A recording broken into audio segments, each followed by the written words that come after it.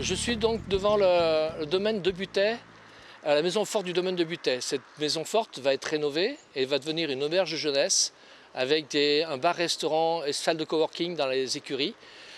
Cet élément va être un élément dynamiseur du centre-bourg avec de nouveaux commerces.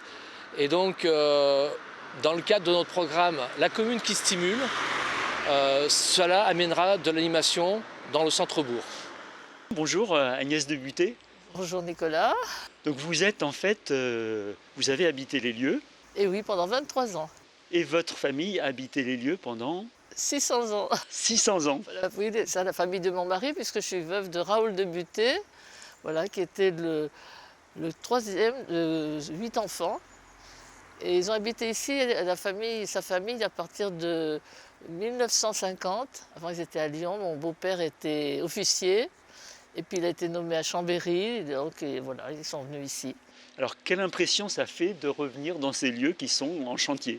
Ben, c'est un petit peu déstabilisant et émouvant, parce qu'on y a vécu tellement de bonnes choses avec la famille de Butay, continuer de vivre, jusqu'à ce que des travaux en vue trop onéreux nous ont malheureusement obligés à céder la maison. Mais on est content de voir qu'il s'y fait quelque chose de, semble-t-il, bien. Je trouve que c'est un beau projet. Bien sûr, ça a été dur de partir et de laisser la maison, mais je sais que mon mari, toujours son souci, c'était de dire, pourvu que ça ne tombe pas en ruine, qu'ils en fassent quelque chose, que ça reste vivant. Et je pense que c'est un projet qui est très ouvert et donc très sympathique. Alors, on vous a associé dès le départ parce que vous êtes la mémoire des lieux. Oui, mais c'est très gentil. Du reste, j'étais très touchée, je ne m'attendais pas du tout d'être invitée comme ça à tous les moments un peu importants qui se sont passés. Et de pouvoir suivre de près un petit peu ces projets. Je vous remercie de ces invitations. Alors ce nouveau domaine, ça va être un domaine intergénérationnel. Oui. Il va y avoir une auberge de jeunesse, un café, un restaurant. Qu'est-ce que vous pensez de ce projet? Justement, c'est ça qui est bien, c'est que ça va être ouvert à toutes sortes de personnes. Et je me dis, ça sera émouvant peut-être nous d'y revenir comme ça. Tout à fait, vous pourrez y revenir puisqu'ici, ça sera un café, un restaurant, l'auberge au-dessus, un espace de coworking avec les écuries qui seront complètement rénovées, restructurées. Oui. Et ici, en fait, une passerelle qui va permettre d'accéder depuis la rue jusqu'au premier étage. Oui. Eh bien, écoutez, la vie continue, hein, c'est ce Voilà. qu'il faut.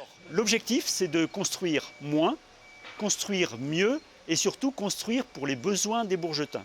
Alors construire moins, c'est ici 76 logements au lieu des 145 logements qui étaient prévus initialement. Construire mieux, c'est construire plus bas avec un bâtiment de 2 étages en front de rue contre un bâtiment de 5 étages ici. C'est garder tous les arbres. Ici, les bouquets de pins noirs, les platanes devaient être coupés. Et puis surtout construire pour les besoins des Bourgetins avec 8 logements en habitat inclusif pour des personnes âgées, avec une personne qui va s'occuper de la vie quotidienne des habitants, une grande salle qui va accueillir les ateliers activage, les aînés ruraux, un café associatif. Ensuite, 20 logements en BRS, le bail réel solidaire, qui est une accession à la propriété pour les jeunes ménages. Ensuite, 15 logements en locatif social pour répondre en fait aux besoins des personnes qui travaillent sur le Bourget du Lac. Et enfin, 33 logements qui seront plutôt des logements de standing. Et surtout, l'ensemble du parc va être conservé et sera ouvert aux Bourgetins. Nous sommes une commune vivante, active, et surtout, nous voulons une commune forte, juste et vivante.